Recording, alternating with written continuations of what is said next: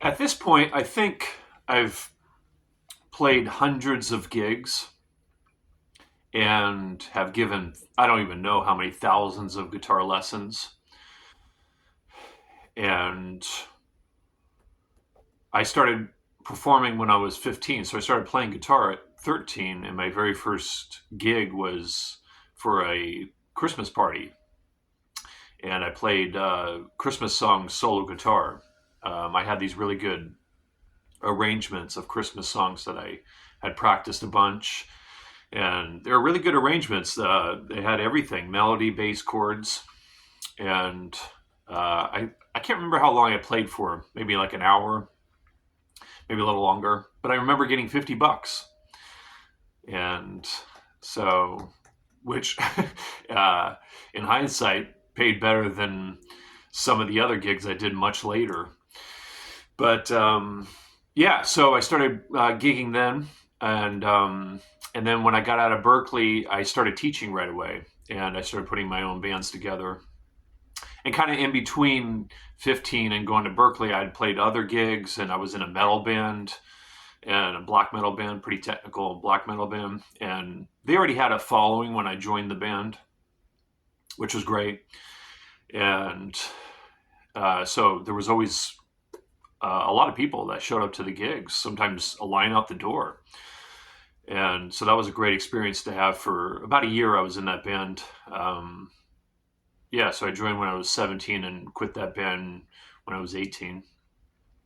And then, yeah, went to Berkeley. And then when I got out of Berkeley, I started teaching and gigging a lot, kind of regularly. And so that was almost 22 years ago. It'll be 22 years in this coming September that I got out of school and started teaching. So yeah, thousands and thousands of guitar lessons and hundreds of gigs, and I don't even know how many bands I've put together over the years. A lot, and for my original music, especially for my original music, but then also a lot of jazz groups. And all the money that I've earned from gigging and teaching is has helped me to get to this point for sure. So all that stuff has been very important. Um, and I'm really glad that I've had those experiences. And I don't regret any second that I've spent with music. So even I talk about this sometimes with some of my students. One of the worst gigs I ever did was, well, I won't mention the name of the band leader, but he's a band leader in town here. And we would play at this club, and it was a 4 hour gig, and we would get $50. And so 4 hour gig, $50.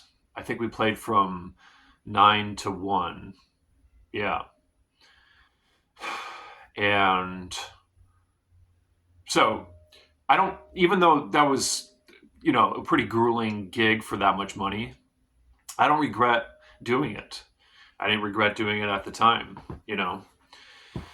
But all of that is gone, you know. All the bands I put together, and I mean, I have students right now, but most of the students I've taught through the years, they're gone. I don't know what they're doing, or if they're still playing, or anything. And all the money, and it's all gone. But like I said, it's helped me to get to this point. But the most important thing that through all of that is the music.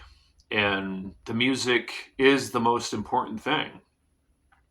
All that stuff comes and goes: students, bands, money, musicians,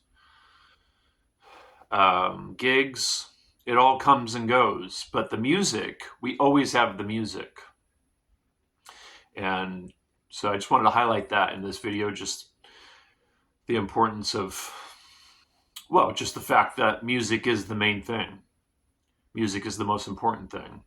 And however you choose to engage with it, one of the beautiful things about being a musician is you can really do whatever you want. I mean, Glenn Gould, the legendary classical pianist, he decided at some point to stop performing. He hated performing, and he just wanted to focus on practicing and recording. Franz Schubert, one of my favorite musicians of all time, he had one public performance his whole life. He mostly composed, taught lessons, and then he would, I don't know how often, but he would play for private get-togethers.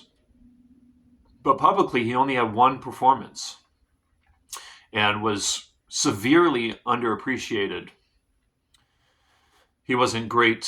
He wasn't very, he wasn't an extroverted person, so he wasn't great with people in terms of promoting himself and socializing and creating, you know, allegiances and all that kind of stuff.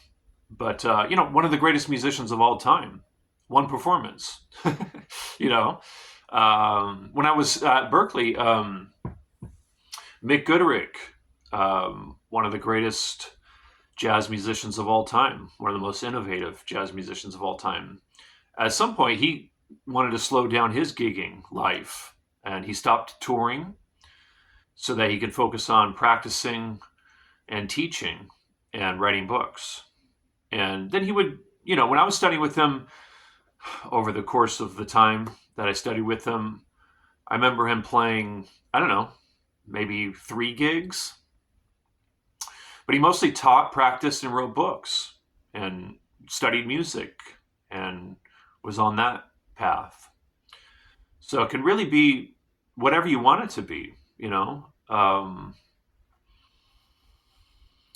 I think it's important, like, for instance, if you want to be a kind of a good jazz musician, maybe it's possible to become a great jazz musician and never play with other people. I'm sure that's possible. I've never seen an example of that, because most jazz musicians at some point go through a pretty intense period of gigging and rehearsing and jam sessions and all that kind of stuff. But, so depending on what kind of musician you want to be, it could really be whatever you want it to be. You don't necessarily have to record, for instance. You don't necessarily have to teach, even though you can learn a lot and get a lot from doing that and earn money doing it. But that's not necessary, right? Anyways, just wanted to highlight the fact that the music is the most important thing, and that it can really, our musical lives can be whatever we want it to be. And that's a really beautiful thing.